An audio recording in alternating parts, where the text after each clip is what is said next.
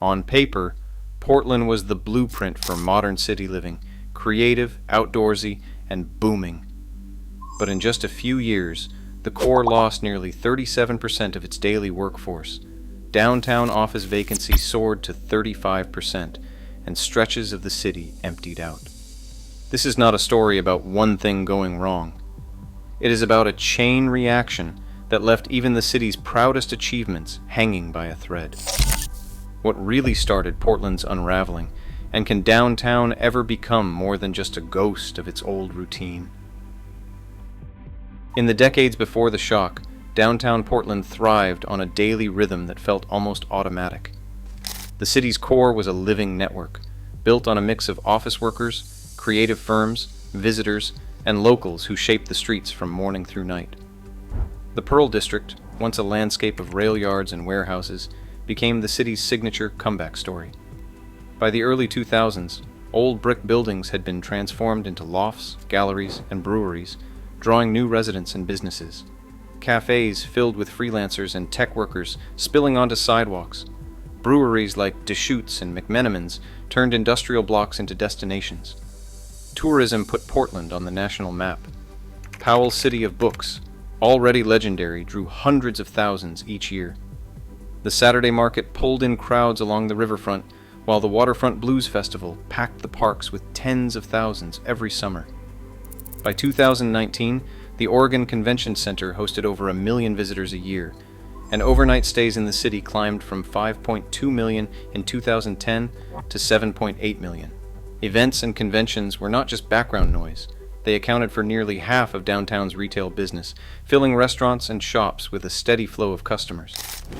The office ecosystem was the engine behind it all. Before the pandemic, nearly 100,000 people worked downtown. Professional services, government agencies, creative startups, and tech firms clustered in towers and converted lofts. Weekdays followed a reliable script. Commuters arrived by light rail and bus, grabbed coffee at Pioneer Courthouse Square, filled lunch spots from Southwest 3rd to the Pearl, and kept the sidewalks busy well into the evening.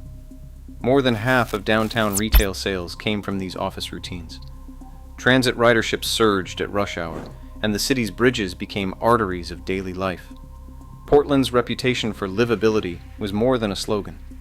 National rankings put the city near the top for walkability, creative culture, and access to the outdoors. Median home prices hit $500,000 by 2020, while two-bedroom rents hovered around $1,800, reflecting demand from people drawn by the city's promise. The downtown core, with its blend of work, nightlife, and urban parks, was seen as a model for how American cities could thrive, a place where daily routines kept the whole system in motion.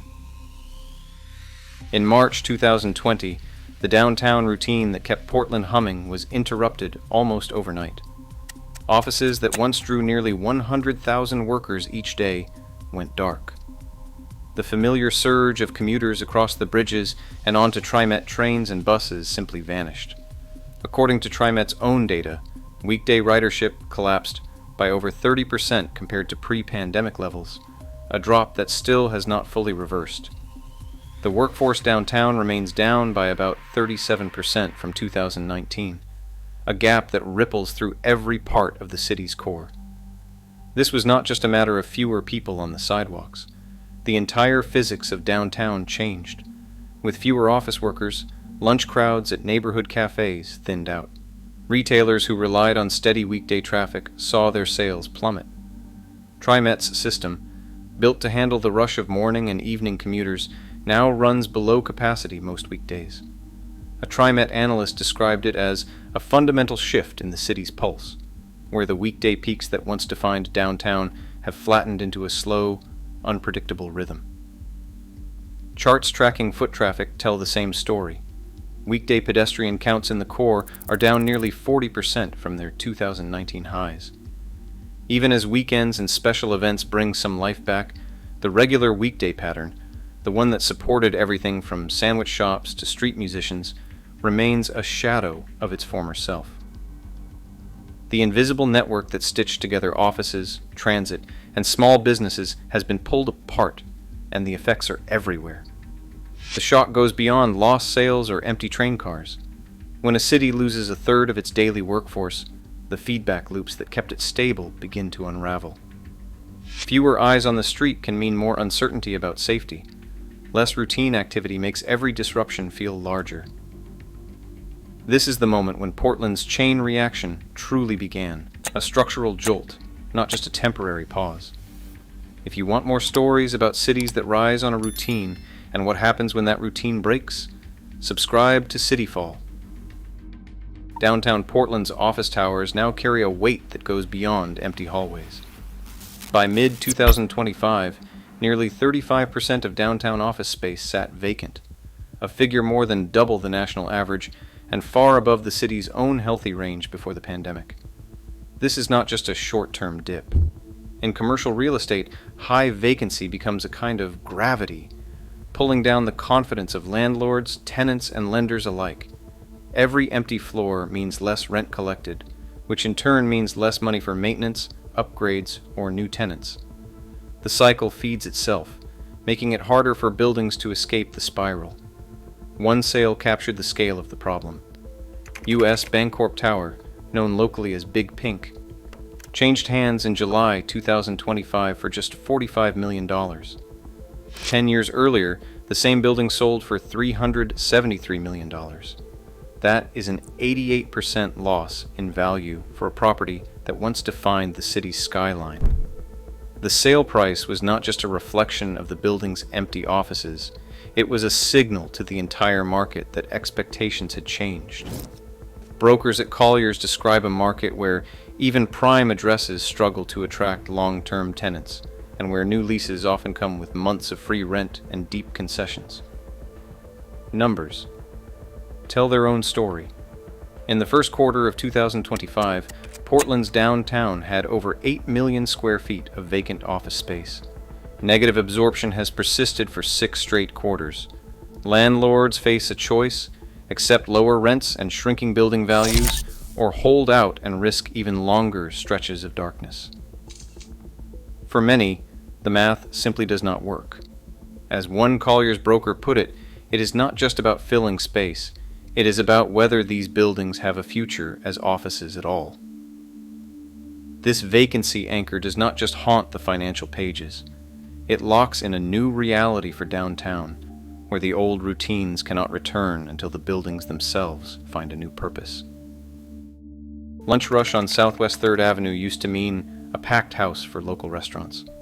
Now, it is a different reality. The owner of a once busy cafe stands behind the counter at noon, watching just a handful of customers trickle in. He remembers when office workers lined up out the door, every table filled, and the kitchen barely kept up. By 2025, he is closed 2 days a week, let go half his staff, and wonders if the business will survive another year. Across downtown, stories like his have multiplied. Retail vacancy hit 32%, with entire corridors of shuttered storefronts, boarded windows replacing displays, handwritten notes in the glass marking the end of another neighborhood fixture. The collapse of foot traffic did not just starve businesses. It changed how the city felt at street level. With fewer people around, the signs of social strain became impossible to ignore. Tents now line blocks that once bustled with shoppers. The director of Central City Concern, a nonprofit that runs outreach teams, describes a new normal: fewer eyes on the street, more visible encampments, and a sharp rise in calls for help. Downtown's unsheltered population doubled from about 800 in 2019 to nearly 2,000 by 2024, according to point-in-time counts. City records show encampment-related 311 calls in the Central Core soared from just over 2,000 before the pandemic to more than 5,400 last year. Business owners and outreach workers describe how empty sidewalks magnify every sign of trouble. Where crowds once diluted the impact, now each tent, each argument, each crisis feels larger. The restaurateur on Southwest 3rd Avenue says regulars stopped coming, worried about safety or simply unsettled by the changes. The director at Central City Concern sees the same pattern. When the routine broke, the city's margin for strain shrank. The dominoes keep falling, one closure, one lost job, one more visible struggle at a time. Policy decisions in Portland's downtown became a moving target after 2020. City leaders tried to balance compassion, public order, and political pressure, but the pace and direction of change left many residents and business owners uncertain about what to expect next. In 2021, Measure 110 decriminalized personal possession of small amounts of drugs statewide. The intent was to shift focus from punishment to treatment, but the rollout came as the city was already struggling with visible addiction and public health crises. At the same time, enforcement around sidewalk camping and encampments shifted repeatedly. In some periods, tents were tolerated and even distributed by local agencies. In others, city crews swept blocks and posted new restrictions. By 2024, the city had cycled through at least 3 major changes in how it handled public camping, each with its own rules and messaging. These rapid shifts filtered down to street level. The Portland Business Alliance, which represents hundreds of downtown employers, began surveying its members and tracking public sentiment. Their confidence index, measuring how safe, clean, and predictable people felt downtown, fell sharply from 72 in 2019 to 44 in 2023. Business owners reported changing store hours or closing altogether, citing both the uncertainty of policy and the unpredictability of enforcement. One Portland Business Alliance spokesperson described it as a feedback loop. When people stop believing the city can deliver on order or clarity, they spend less time and money downtown, which only deepens the problem. The trust gap widened as policies changed faster than visible results. Residents saw encampments return to blocks that had just been swept. Business owners watched as new rules were announced, only to be reversed or replaced months later. The city's attempts to respond to visible strain often felt outpaced by the speed of the crisis. In this environment, confidence became as fragile as the routines that once held downtown together. Saturday mornings in downtown Portland now look nothing like the empty corridors of midweek. Foot traffic sensors counted 5.78 million Saturday crossings in 2025, nearly 89% of the city's pre-pandemic peak. On weekends, the pulse returns. The Saturday market hums with visitors, food carts draw steady lines, and festivals fill the parks. The Waterfront Blues Festival, once on pause, brought in over 85,000 music fans last summer, echoing the crowds of earlier years. Pioneer Courthouse Square, so quiet on a Tuesday, turns into a gathering place for thousands during events and holiday markets. Event organizers and city boosters point to these numbers as proof that Portland's core is far from abandoned. The director of Visit Portland says the city has seen a 10 to 14% rise in weekend tourism compared to last year, with major events and conventions leading the way. Small business. Saturday in the central city drew over 130,000 people, reaching more than 90% of its 2019 turnout. Even retail corridors that struggle during the week can see sales double or triple when a festival or sports match brings crowds back downtown. But beneath the weekend energy, the divide is clear. The same blocks that overflow on a Saturday afternoon often sit quiet by Wednesday. Many restaurants now open only for the weekend rush, closing their doors on slow weekdays. The numbers reveal a city living 2 realities at once: a downtown that can still pack the streets with visitors, and a weekday core that has not recovered its old rhythm.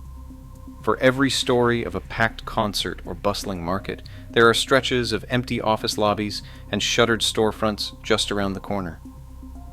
Portland's comeback is not a simple before and after. It is a pattern of surges and gaps, hope and hesitation, playing out one weekend at a time.